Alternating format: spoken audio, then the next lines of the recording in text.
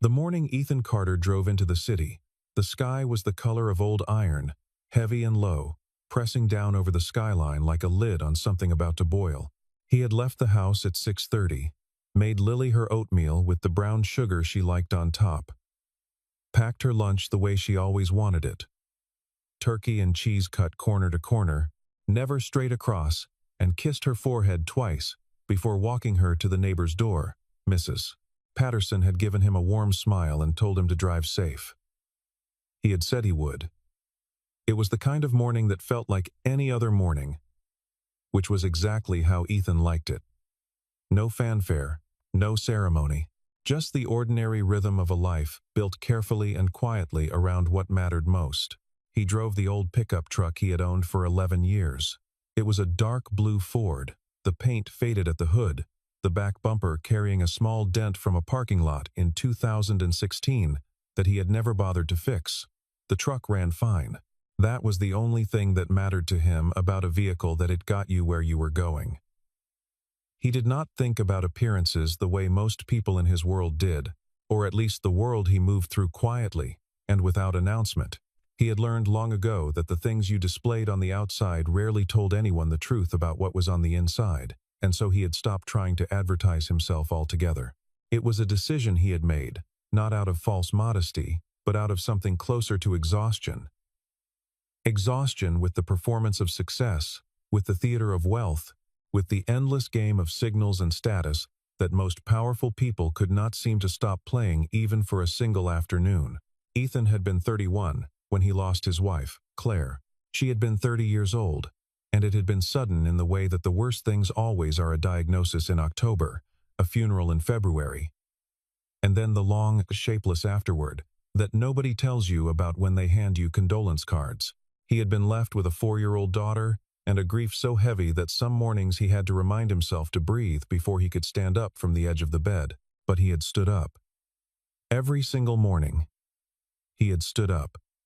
Because Lily was sitting at the kitchen table, waiting for her toast, waiting for her orange juice, waiting for her father to walk in and make the world feel like a place that still had structure and warmth and someone in it who would never leave. And so he had walked in, every morning, and made the world feel like that.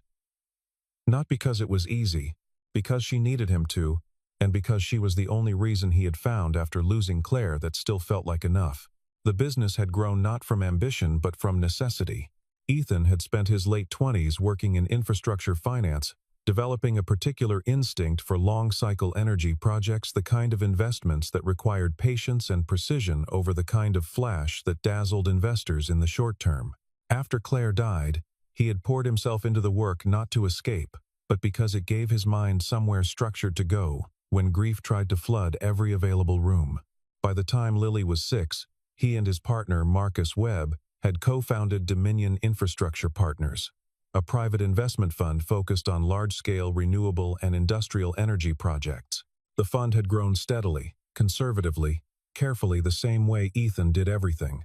By the time Lily turned 9, Dominion managed assets that most people in the industry discussed with a kind of reverent hush. The number 700 million was not, in the context of Dominion's larger portfolio, a particularly extraordinary figure, but in the context of the contract currently under evaluation, the one that had brought Ethan to this city on this gray morning, it was the number that everything hinged on. He had been delegated as the sole representative for the final assessment. Whatever he decided, the board would follow. He pulled into the parking structure beneath the Sterling Dynamics building at 9:40. He found a spot near the elevator, turned off the engine, and sat quietly for a moment, in the way that he often did before the beginning of something, not to gather himself, because he did not feel in need of gathering, but simply out of a habit of stillness he had developed over years of learning that a moment of quiet before a thing began was rarely wasted. He checked his phone. A message from Lily, a drawing she had made at Mrs. Patterson's of a house with a big yellow sun, captioned in her unsteady 9-year-old print. "For Daddy when he gets home." He looked at it for a long moment. The way he always looked at the things she made him, with his complete attention. Unhurried, as though the drawing were not a small piece of paper but a letter from someone he intended to write back to carefully. He saved it, put the phone in his jacket pocket, and got out of the truck. He straightened his collar. He walked toward the elevator. He was wearing a blue Oxford shirt he had owned for several years, dark slacks, and shoes that were clean, but not new. There had been, once, a period in his life when he had dressed differently, when the meetings he attended had required the kind of clothes that announced themselves, the kind of suit that entered the room before you did, and stayed in people's memories after you left. He had moved away from that deliberately, not as a statement of anything in particular, but as a return to what felt like himself. He looked, to anyone who did not know better, like a man who worked somewhere respectable but not impressive. He looked, to anyone paying close enough attention, like exactly what he was. A man who had long since stopped caring what he looked like to strangers. The lobby of the Sterling Dynamics headquarters was the kind of space designed to make you feel small. The ceiling was 40 feet high, all glass and steel, flooded with artificial light that made the marble floors gleam. 2 enormous curved reception desks faced the entrance, staffed by people in identical black uniforms. A security checkpoint flanked the left side. Ethan approached the main desk, gave his name calmly, and explained he had a 10 o'clock appointment with Victoria Sterling. The receptionist, a young woman with a practiced professional smile, typed something into her screen, frowned slightly, typed again, and then told him someone would be right with him. She did not make eye contact after that. The security guard near the desk glanced at Ethan's truck through the glass doors, and then looked back at his post, with the particular expression of someone who has made a decision about a person and considers the matter settled. Ethan thanked the receptionist and took a seat in the waiting area off to the left of the main desk. He crossed one leg over the other, pulled out his phone, and began reading through the emails that had accumulated since the drive. He had 3 threads that needed responses, 1 proposal document to review before Thursday, and a message from Marcus checking in on the Sterling visit. He replied to Marcus first. On time. Will update when done. Then he put the phone face down on his knee and watched, quietly, as the lobby moved around him. Victoria Sterling was 36 years old and had been CEO of Sterling Dynamics for 3 years, having taken the role from her father at an age that the business press had not let anyone forget. She was frequently described in profiles as sharp, visionary, and relentlessly driven, all of which were accurate, though none of them told the full story. The full story included the fact that she had worked 18-hour days for the first 2 years of her tenure to earn the credibility the industry had not handed her automatically, that she had restructured 2 failing divisions and turned one of them profitable inside 14 months, and that she carried the weight of a 6,000-person company, with a focus that people who worked closely with her sometimes found difficult to separate from intensity, and other times difficult to separate from loneliness. She was also, if you asked the people who reported to her, deeply aware of status in a way that had sharpened over years of having to prove herself to rooms full of men who assumed she was there by inheritance rather than merit. She had won those rooms, and winning them had left a particular residue, a tendency to pre-sort people by apparent weight before conversations began. To calibrate her attention against the visible signals of someone standing, it was not cruelty, it was efficiency. Or so she had told herself often enough that she had stopped noticing she was telling herself anything at all. The morning of the day Ethan Carter waited in her lobby, Victoria had arrived at the office at 7:15. She came in earlier than most of her staff because she had learned, in the first months of her tenure, that the hour before the building fully populated was the hour in which she could think without the continuous interruption of demands that were, individually, all reasonable, and collectively, relentless. She made her own coffee in the executive kitchen. She stood at the window for a few minutes and watched the city come awake below her, the delivery trucks, the early pedestrians, the steady accumulation of the ordinary machinery of a working day.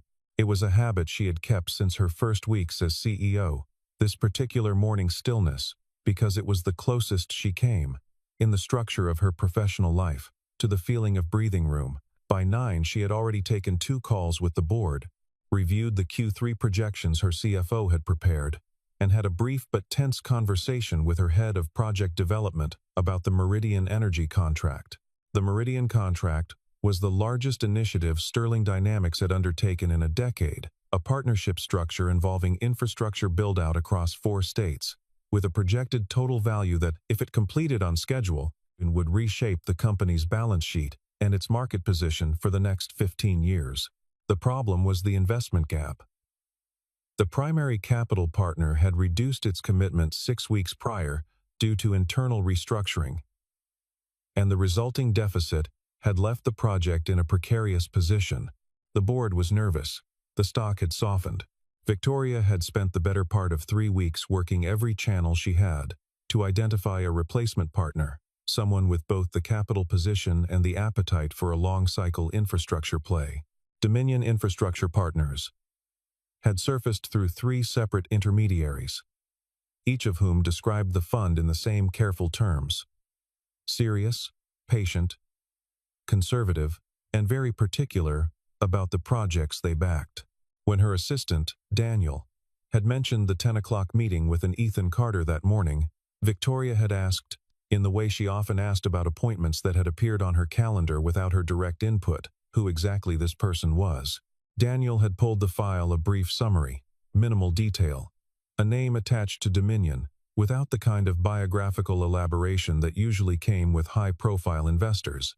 Victoria had scanned it for 4 seconds and then said, with the efficient certainty of someone who had 10 more pressing items on her morning, "He can wait. Move him after the Hartwell meeting." Hartwell was already confirmed, already important. The man in the lobby with the sparse file could hold. It was a reasonable calculation, based on the information she had. It was also the first, and perhaps most consequential mistake she would make that year. At 10 o'clock, Ethan's appointment time came and passed without acknowledgement. He noted it without expression and continued working from his phone. At 10:45, Daniel appeared briefly in the waiting area doorway, caught Ethan's eye, said there was a slight delay, and that Miss Sterling would be with him shortly. Ethan nodded and said, "Take your time," which Daniel later said felt stranger than any angry response would have. By 11:30, when the Hartwell meeting ran long, and Victoria moved directly from it into a scheduled press briefing with 2 trade publications, Daniel appeared again with apologies that were increasingly elaborate and increasingly unconvincing. Ethan told him he understood, asked if there was a place he could get a glass of water, and when the water was brought to him, he thanked the assistant with a sincerity that Daniel said he thought about later that night. At 12:15, a senior director from a regional supply firm arrived in the lobby, was greeted immediately, escorted upstairs within 4 minutes. At 12:40, a well-dressed group from a European investment house was met at the door with handshakes and shepherded toward the executive elevator. Ethan watched all of this from his chair. He did not shift visibly. He did not check the time with the theatrical frequency of someone performing impatience. He simply sat and worked and waited, with the equanimity of a man who has learned through something much harder than corporate inconvenience, that time spent waiting is still time, and time is never nothing. The people near the reception desk began to notice him in the way that people notice something that doesn't fit the frame they've been given. A security guard mentioned to his colleague that the man in the waiting chair had been there since before 10 and hadn't said a word. The colleague looked over, shrugged, and said he was probably there about a vendor contract. A junior marketing associate who passed through the lobby on her way to lunch paused, looked at Ethan, and felt a vague but distinct sense that she was wrong about something, though she could not have said what. There was something in his composure that didn't read as resignation, it read as choice, which was a different and more interesting thing. He was not a man enduring a wait. He was a man who had decided, apparently without particular effort, that waiting was simply one of the shapes time could take, and that this shape was acceptable. By 1 o'clock, when Daniel came down a third time, this time with a visible discomfort that had moved past professional embarrassment into something closer to personal guilt, Ethan simply looked up from his phone and said, "It's all right, Daniel. I'll be here." Daniel went back upstairs and told Victoria, quietly, that the man had been waiting for 3 hours and had not complained once. Victoria, who was in the middle of reviewing a presentation deck with her head of strategy, said, "Tell him 20 more minutes," and turned back to the screen. The 20 minutes became 40, and at 2 o'clock in the afternoon, Ethan Carter was finally escorted to the 42nd floor. Victoria was standing at the window when he walked in, her back to the door, looking out over the city with the posture of someone who has arranged their environment carefully to communicate something specific about power. She turned when she heard the door, took in Ethan's appearance, the worn shirt, the unremarkable shoes, the calm, unhurried face, and made the calculation that her first instinct about the appointment had been correct. She did not smile. She said, "Mr. Carter, I apologize for the delay. You have 15 minutes." She said it the way people say things they have decided in advance will not require revisiting. Ethan thanked her for the time. He said it simply, without irony, without the subtext of someone who has been waiting 4 hours and wants the other person to feel it. He sat down at the conference table where she gestured, placed a slim folder in front of him, and asked if she preferred to begin with the project overview or with structure. Victoria, who had been expecting either deference or low-level aggression, the two registers she typically encountered from people who felt they had been made to wait, was briefly, genuinely surprised. She chose to begin with the project overview and launched into the presentation she had refined over many repetitions, moving through the key metrics with the precision and fluency of someone who knows her material completely. She spoke about the Meridian build-out, the timeline, the projected returns, the construction partnerships already in place. She used the tone she used with institutional investors, confident, detailed, directional, because that was the appropriate register for the occasion. And then Ethan began to ask questions. They were not the questions of a small investor probing for basic reassurance. They were surgical, layered, the kind of questions that assume fluency and push past it toward the structural assumptions underneath. He asked about the debt service coverage ratios across the 3-year construction phase and whether the current modeling accounted for a rate environment that trended further than the baseline projection. He asked about the supply chain redundancy built into the equipment procurement contracts. Specifically, whether the secondary suppliers were domestic or whether the project carried cross-border exposure risk. He asked about the governance structure for the operating entity post-completion, whether the board composition would give the capital partners meaningful input on major operational decisions, or whether the current language left that ambiguous. He asked about the demand-side offtake agreements and whether they had been stress-tested against a scenario in which the counterparty exercised its early exit option in year 4. Victoria answered every question. She answered them well, because she knew her project inside and out.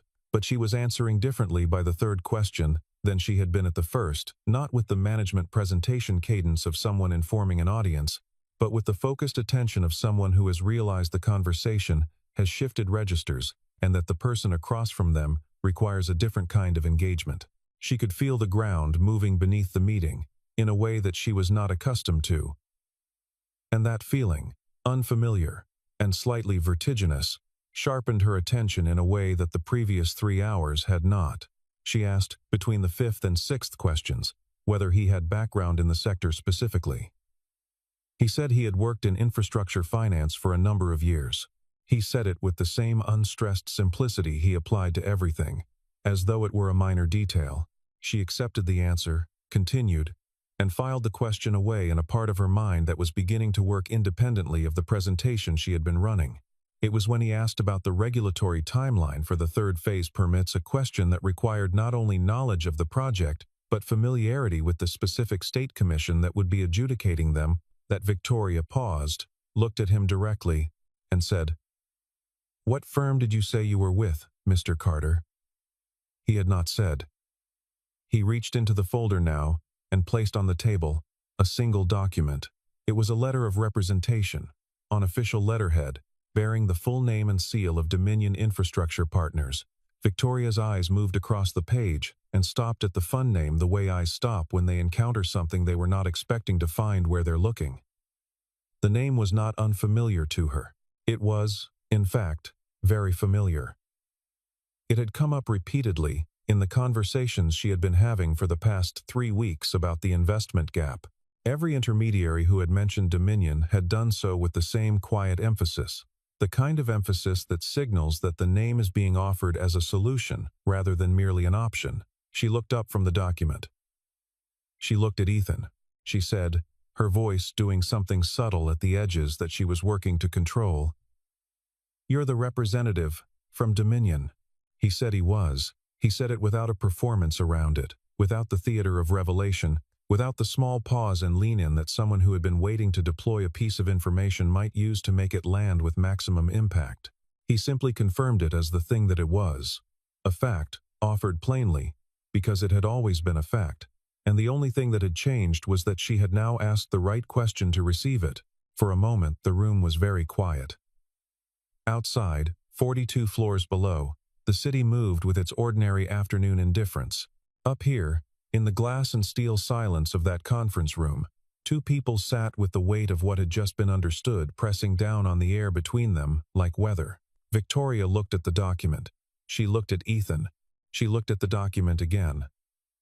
The logo was not a coincidence. The name was not ambiguous. And the implications assembled themselves in her mind with the particular swiftness of things that were going to be impossible to reassemble into a more comfortable shape. Victoria sat with what she had just understood. She let it settle through her.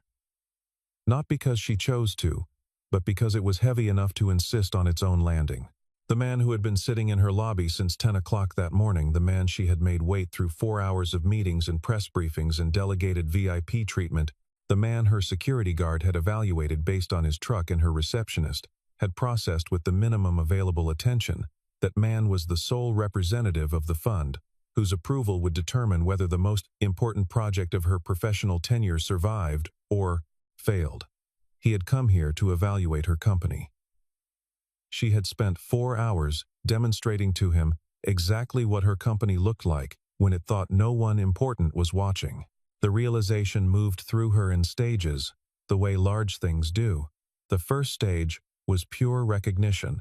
The second was something close to physical, a heat at the back of her neck, a tightening in the chest, the body's honest registration of what the mind was processing. The third was something quieter and more difficult, which was the understanding that this was not a misunderstanding she could explain away or a mistake she could attribute to circumstance. She had made a judgment call based on a set of assumptions she had not examined, and the assumptions had been wrong, and they had been wrong in a way that said something about her that she did not entirely want to hear. She said, "Mr. Carter, I owe you an apology." She said it without a hedge around it, without the softening qualifications that people use when they want to apologize while still preserving some of the original position. She said it as a direct acknowledgement of a direct failure, and the absence of performance in it was visible to anyone who knew how she normally moved through the world. "You waited 4 hours. That was inexcusable. I made assumptions about the importance of this meeting that I should not have made, and I'm sorry." Ethan looked at her for a moment. Then he said, "I appreciate you saying that." He said it as though he meant it, and then he said something that she thought about many times in the months that followed. "I came here to evaluate your company, Miss Sterling, not to find a reason to walk away from it." He paused. "Those are different things." Victoria was quiet. She had spent 15 years in professional environments, where power was the primary currency, and the demonstration of it was continuous and competitive. She had met many powerful people. She had not, until this moment, met one who seemed so completely uninterested in using power as a tool of retaliation. Most people, she knew, and she included herself in this honestly, would have made her feel the weight of what she had done, would have let her sit with the exposure of it, would have exited with the contract as leverage and the moral position as bonus. Ethan Carter appeared to be genuinely interested only in whether the project was worth backing. The person she had made wait in her lobby for 4 hours seemed to hold no particular grievance about the waiting. He was simply there to do his job. She asked him, after a long moment, why he had not left. He could have left after an hour. After 2. He had no obligation to wait 4 hours for a meeting that had clearly been deprioritized. He looked at her with the steady attention that she had noticed from the beginning. The quality that she now understood was not passivity, but something more deliberate. He said that when his wife died, He had learned a great deal about what it meant to wait for things that didn't come on your preferred timeline.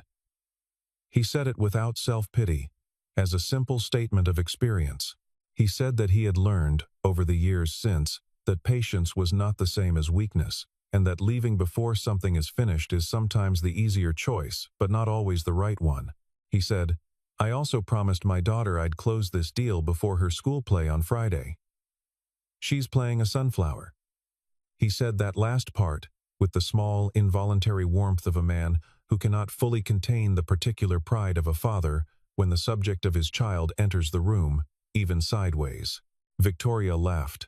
It surprised her, the sound of it, the spontaneity of it, and the surprise of being surprised opened something in the atmosphere of the room that the previous hour had not. She found herself thinking, for the first time in the conversation, not as a CEO managing a high-stakes interaction, but as a person talking to another person. She thought about her own early years in the company, the years before she had the title and the office on the 42nd floor, when she had been a 24-year-old analyst presenting to rooms full of men who looked through her when they spoke, who addressed their follow-up questions to the male colleague who had accompanied her even when she had built the entire analysis herself. She remembered what it had felt like to be in a room where your presence had been pre-categorized as less than it was. She had fought her way out of that categorization through years of work and precision and sheer accumulation of undeniable results. And somewhere in that fight, somewhere between the proving and the winning, she had adopted the same reflex she had resented in others. She had begun to sort rooms before she entered them, to identify the weights assigned to the people in them, and to allocate her attention accordingly. She had stopped thinking of it as a flaw because she had stopped thinking of it at all. She said, looking at him carefully, "How do you do it? Stay this even. This, undisturbed." He considered the question. He said that he was not always even. He said there had been a period after his wife's death when he had been very far from even, when Lily was so small and the world felt like it had broken some fundamental contract with him, and he had not known how to be in it anymore. He said that the evenness was something he had arrived at gradually, not through discipline exactly, but through the repeated experience of understanding what actually mattered, and finding that it was almost never the thing currently threatening to seem most urgent. He said he had a daughter who needed him to be steady, and that need had been, over the years, the most reliable compass he had ever had. He looked at Victoria and said, "A person's value doesn't come from how they're treated in a given room. I learned that the hard way. Once you really know it, it becomes very difficult for a waiting room to disturb you." Victoria said nothing for a moment. Then she said, "I think I knew that once. A long time ago." She said it quietly, as though she were telling herself something rather than him, and he was only present for it by proximity. What happened next was, in the practical accounting of it, straightforward.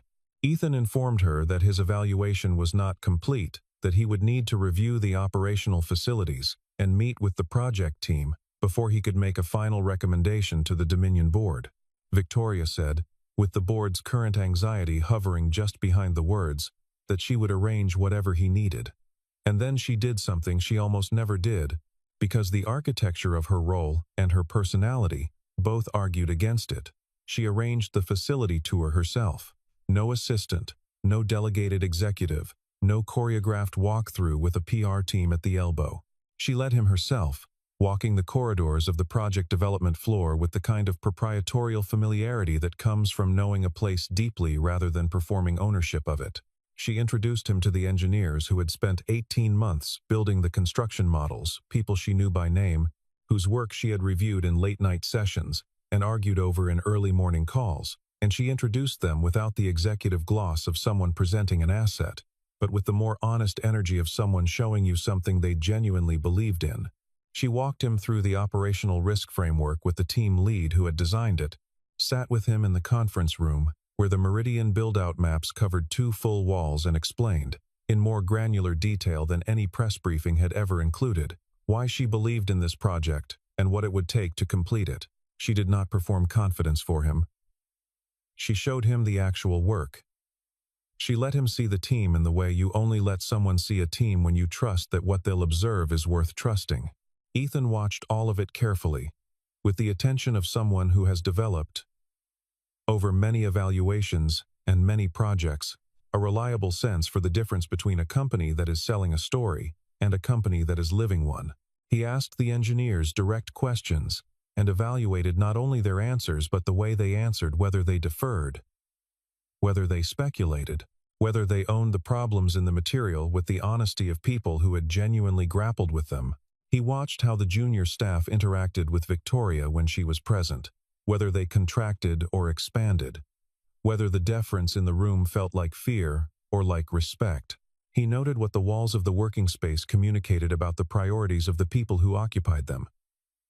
He was, in all of this, making a judgment, the same judgment he made every time, which was not about the numbers alone, but about the human infrastructure underneath them, because it was the human infrastructure that determined, in his long experience, whether the numbers told the truth or told a story.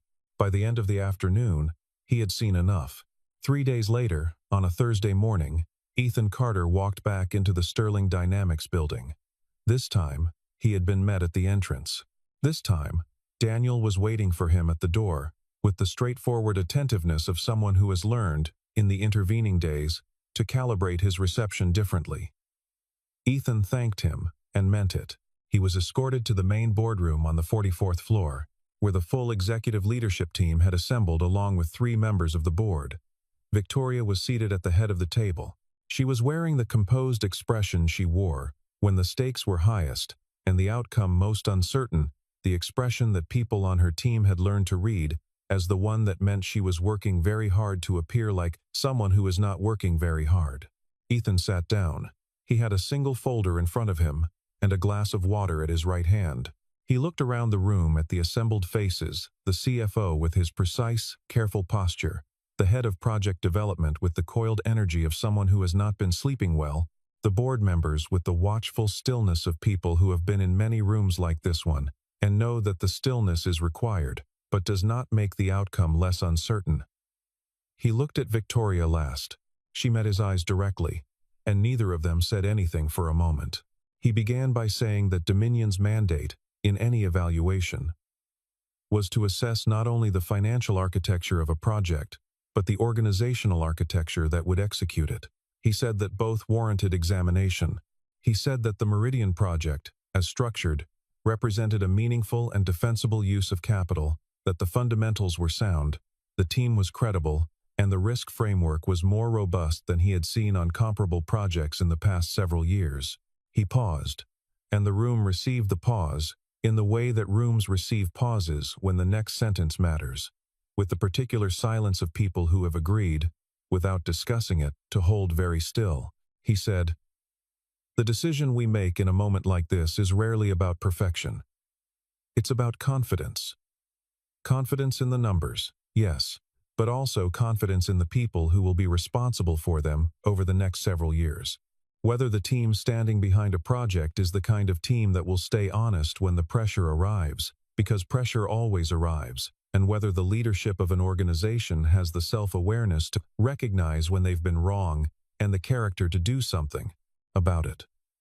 He paused again, shorter this time. He looked around the room. He said, "I have that confidence." He looked briefly at Victoria.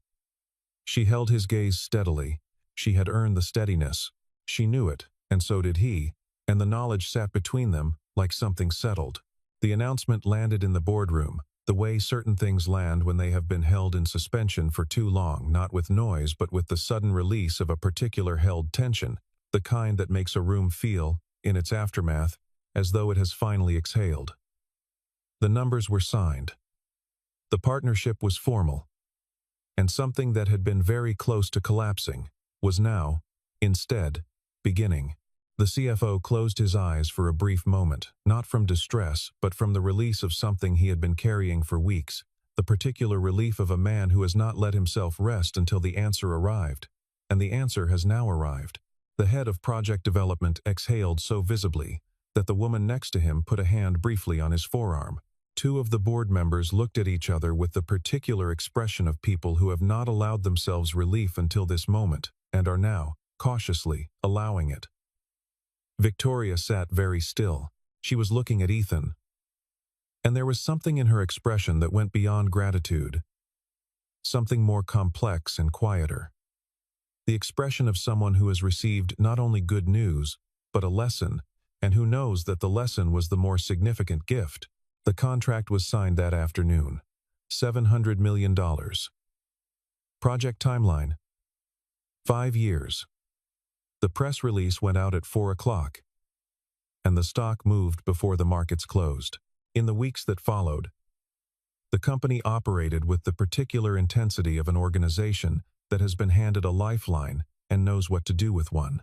The Meridian team expanded, the construction partnerships were formalized, and the project moved into its first phase with the momentum of something long held in suspension, now finally released.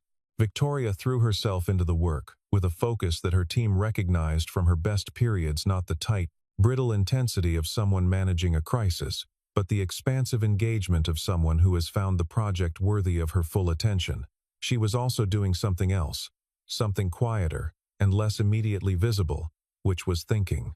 She was thinking about the lobby, about the chair where Ethan had sat, about the 4 hours, about what those 4 hours had revealed, about the assumptions she carried into every room, about the measurements she applied to people before the conversation began, about the distance between the leader she presented herself as and the leader she wanted to be. She called a meeting with her executive team 6 weeks after the contract signing. She did not make a speech about it.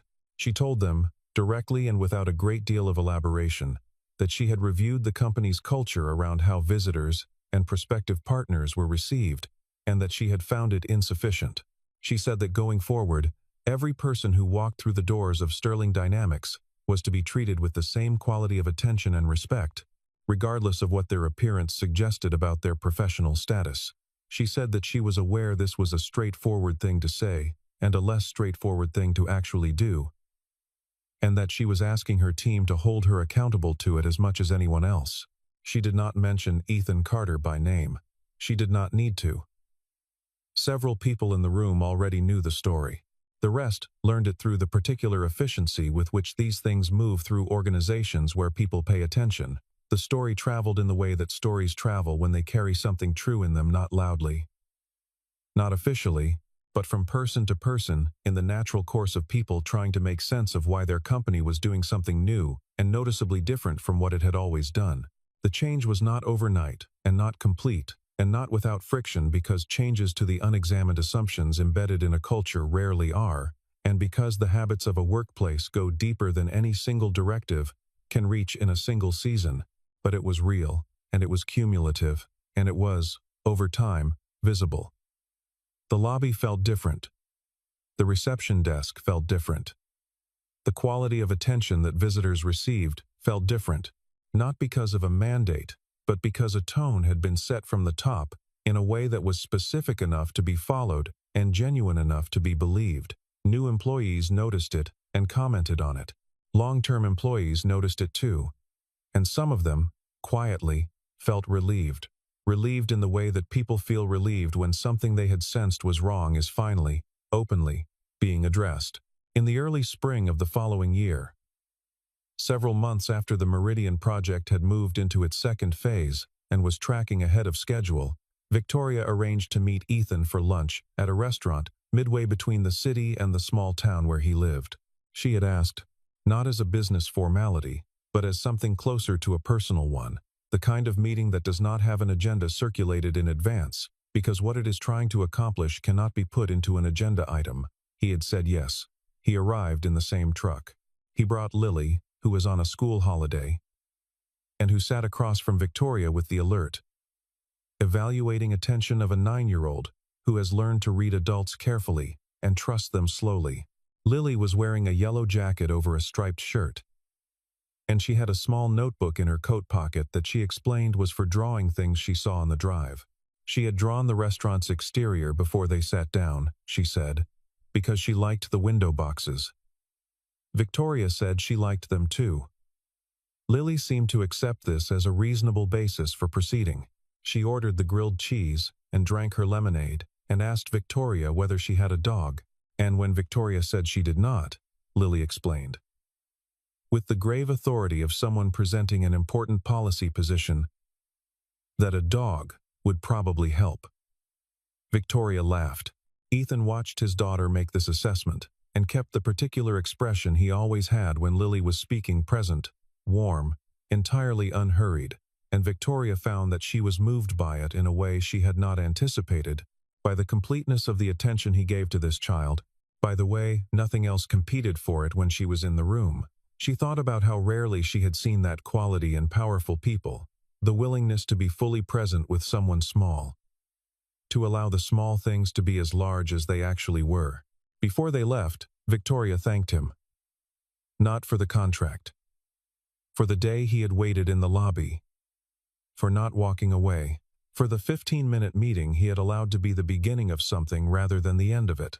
She said she knew that most people in his position would have left after an hour, and that she would not have blamed them, and that she was glad he had stayed. Ethan looked at her across the table, and said something she wrote down later because she wanted to keep it. The biggest opportunities in my life have never announced themselves. They showed up quietly, and the ones I almost missed were usually the ones I'd already decided weren't important enough to pay attention to. He said it without pointing the lesson at her, without shaping it into the correction it might have been. He said it the way he said most things, as an observation, offered freely, no strings attached. They walked out into the pale spring afternoon together, and Lily took her father's hand and asked if they could stop for ice cream on the way home, and Ethan said they could. Victoria stood by her car and watched them walk to the old truck, and she thought about what he had said. She thought about all the rooms she had walked into over the years, all the chairs arranged in all the waiting areas, all the people she had passed without seeing because they had not announced themselves in the right register. She thought about the distance between the version of herself she had believed she was and the version she had actually been on. The morning Ethan Carter sat quietly in her lobby, reading his emails and waiting for her to have time for him. She thought about how easily she might never have known the difference. She thought about what it meant that she did know now, and what she intended to do with that knowing. The building she went back to that afternoon was the same building it had always been. The lobby was the same marble, the same steel, the same light coming in through the same glass. But she had begun, in the month since that October morning, to see it differently, to see every person who walked through it as a complete story, rather than a visible surface, as a set of depths rather than a set of signals. It was not a transformation she had completed. It was a practice she had begun, and she understood, with the particular clarity that comes from a lesson learned through genuine cost rather than instruction, that it would require the same daily attention as anything else worth keeping: the way you make someone's lunch exactly the way they like it, the way you show up every morning even when the showing up is hard, the way you look at the people in front of you and allow the full weight of their presence to matter. The lobby moved around her in its ordinary afternoon rhythm, people arriving, departing, exchanging the brief words of people passing through shared space. She watched it for a moment before she stepped onto the elevator. She thought of what Ethan had said, the first time she had heard it, in the conference room with the city spread out behind him, that he had come to evaluate the company, not to find a reason to walk away from it. She thought that was perhaps the most useful posture available to anyone moving through a world full of people who had not yet shown you what they were carrying. Not the open door of someone who has thought nothing through, but the considered attention of someone who has decided, in advance and on principle, that the person in the room deserves the benefit of the pause. That the question worth beginning with is not what does this person appear to be, but what might they become, what might this moment become if I have the patience to find out. The elevator came. She stepped in. She pressed the button for the 42nd floor. The doors closed, and the lobby disappeared behind her.